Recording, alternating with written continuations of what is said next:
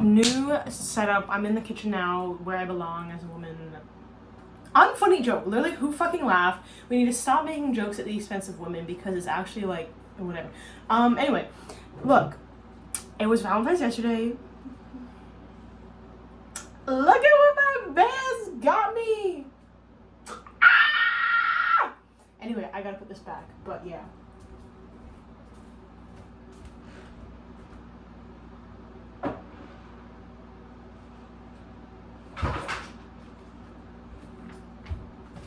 We're reading Anna Karenina. Oh, I look insane, bro. Sorry. Oh! Bro. Ow! Sorry. Jesus. Okay. We are... I have my hot chocolate right here. And we're reading Anna Karenina.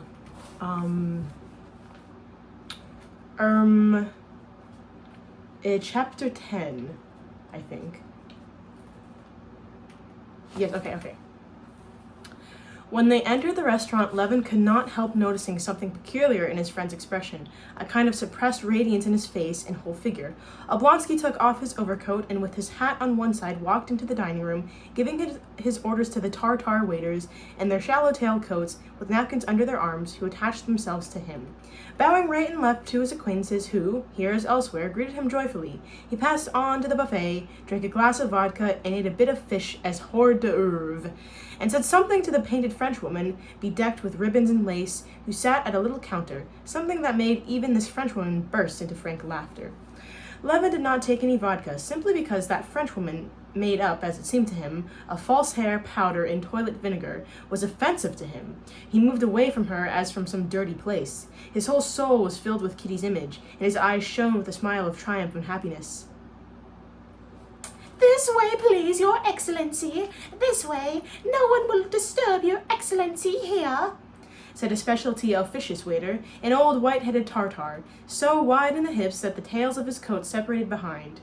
"If you please, Your Excellency," he said, turning to Levin, and as a mark of respect to Oblonsky, paying attention to his guest. In a moment he had spread a fresh cloth on a round table already covered with a cloth beneath a bronze chandelier, moved 2 velvet chairs to the table, and stood with a napkin and menu awaiting the order. "If Your Excellency would like a private room, one will be vacant in a few moments. Prince Golitsyn is there with a lady. We've some fresh oysters in, sir." "Oh, oysters!" Oblonsky paused and considered. "Shall we change our plan, Levin?" he said, with his finger on the bill of fare and his face expressing serious perplexity. "But are the oysters really good? Now be careful." "Real Flensburg, Your Excellency. We've no acid ones." "They may be Flensburg, but are they fresh?" "They've only arrived yesterday." "Well then, shall we begin with oysters and change the plan of our dinner, eh?" "I don't mind. I like buckwheat porridge and cabbage soup best, but they don't have those things here. Would you like a buckwheat à la Russe?" said the Tartar, stooping over Levin like a nurse over a child. "No, joking apart, whatever you choose will suit me. I've been skating and I'm hungry.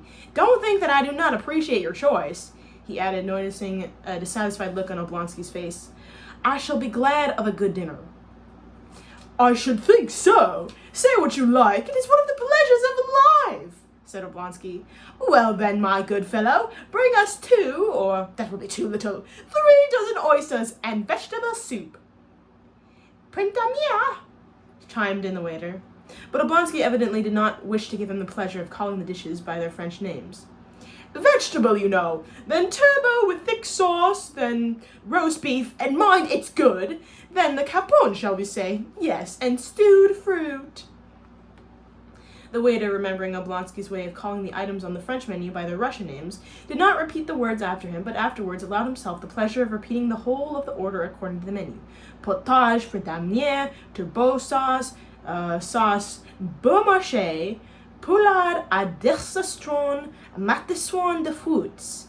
And immediately, as if moved by springs, he put down the bill of fare in the cardboard cover, and seizing another containing the wine list, held it out to Oblonsky. "What shall we have to drink?" "Whatever you like, only not too much champagne," said Levin. "What to begin with? however, why not? You like the white seal? Cachet blanc, chimed in the waiter. Yes, bring us that with the oysters, and then we'll see. Yes, sir, and what sort of table wine? Nuit? No, let's have the classic Chablis. Yes, sir, and your special cheese? Well, yes, Parmesan. Do you prefer some other kind? No, I don't really care, said Levin, unable to restrain a smile. The Tartar darted off, his coattails flying, and 5 minutes later rushed in again with a dish of open oysters and pearly shells and a bottle between his fingers. Oblonsky crumpled his starched napkin and pushed a corner of it inside his waistcoat, then with his arms comfortably on the table attacked the oysters. Not bad, he said, pulling the quivering oysters out of their pearly shells with a silver fork and swallowing one after another. Not bad. Oh wait, that's Oblonsky saying that. Not bad, he repeated, lifting his moist and glittering eyes now to Levin. I bet there's fanfic of Oblonsky and Levin. I bet there is. And I'm here for all of it.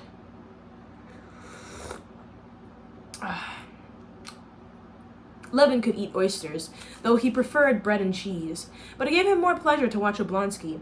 Even the Tartar, who, having drawn the cork and poured the sparkling wine into the thin white glass, was straining his white tie, glanced with a smile of evident pleasure at Oblonsky. You don't care much for oysters? Said Oblonsky, emptying his champagne glass. Or perhaps you're thinking of something else, eh? He wanted Levin to be in good spirits, but Levin, if not exactly in bad spirits, felt constrained.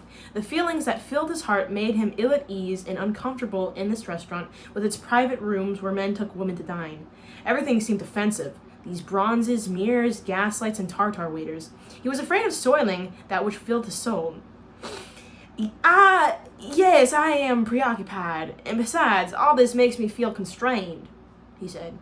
You can't imagine how strange it all seems to me who live in the country, like the nails of that gentleman I saw at your place. Yes, I noticed that poor Pt1Ch10's nails interested you greatly, said Oblonsky. I can't help it, replied Levin. Put yourself in my place. Look at it from a country's fellow point of view. We try to get our hands into a state of convenient to work with, and for that the purpose we cut our nails and sometimes roll up our sleeves. But here people purposely let their nails grow until they begin to curl and have little saucers or studs to make it quite impossible for them to use their hands. Oblonsky smiled merrily. Yes, it is a sign that rough work is unnecessary to him. He works with his mind. Possibly. But still, it seems to me strange that while we country people try to get over our meals as quickly as we can so as to be able to get on with our work, here you and I try to make our meal last as long as possible, and therefore eat oysters.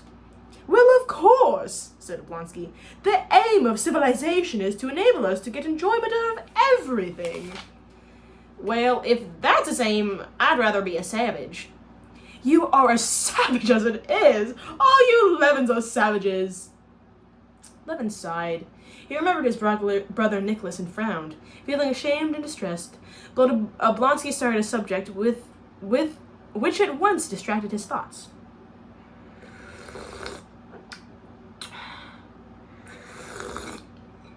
Ugh.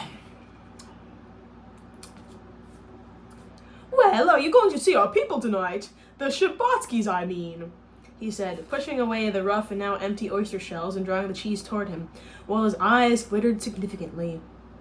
Yes, I certainly shall go, though the princess appeared to ask me rather unwillingly. Not a bit of it! What a humbug! It's just her manner. Come, bring us that soup, my good fellow. It's her grande dame manner, said Oblonsky.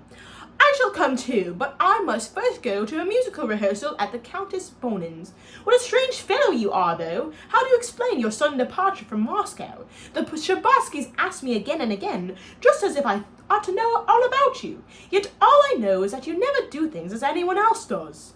Yes, said Levin slowly and with agitation. You are right, I am a savage. Only my savagery lies not in having gone away then, but rather in having come back now. I have come. Oh, what a lucky fellow you are! Interrupted Oblonsky, looking straight into his eyes. Why? Fiery steeds by something brands I can always recognize. Youth is in love as once I know by the look that lights their eyes. Exclaimed Oblonsky. You have everything before you! And have you everything behind you? No, not behind me, but you have the future and I have the present, and even that's only half and half.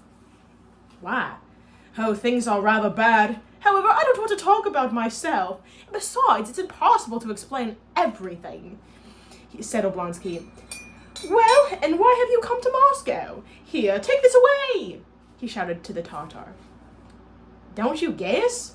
Asked Levin, the light shining deep in his eyes as he gazed steadily at Oblonsky. Wow. I do, but I can't begin to speak about it, by which you can judge whether my guess is right or wrong, said Oblonsky, looking at him with a subtle smile. Well, and what do you say to it? Asked Levin with a trembling voice, feeling that all the muscles in his face were quivering. What do you think of it? Oblonsky slowly drank his glass of Chablis, his eyes fixed on Levin. There is nothing I should like better, said he. Nothing! It is the best that could happen. But are you not making a mistake? Do you know what we were talking about? Said Levin, peering into his interlocutor's face. You think it's possible? I think so. Why shouldn't it be? No, do you really think it's possible? No, you must tell me all you really think. And suppose a refusal is in store for me, I am even certain. Why do you think so? Said Oblonsky, smiling at Levin's excitement.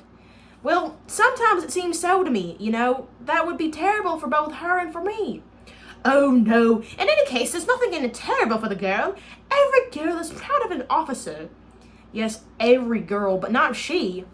Oblonsky smiled. He understood that feeling of Levin so well, knew that for Levin all the girls in the world were divided into two classes. One class included all the girls in the world except her, and they had all the usual human failings and were very ordinary girls, while the other class, herself alone, had no weaknesses and was superior to all of humanity. Wait a bit, you must take some sauce, said Oblonsky, stopping Levin's hand that was pushing away the sauce boat. Levin obediently helped himself to the sauce, but would not let Oblonsky eat. No, wait, he said. Understand that for me it is a question of life and death. I have never spoken to anyone about it and can speak to no one else about it. Now, you and I are quite different in everything, in tastes and views and everything, but I know you like me and understand me, and so I'm awfully fond of you. But for God's sake, quite be frank with me. I'm telling you what I think, said Oblonsky, smiling. And I'll tell you something more. My wife is a most wonderful woman.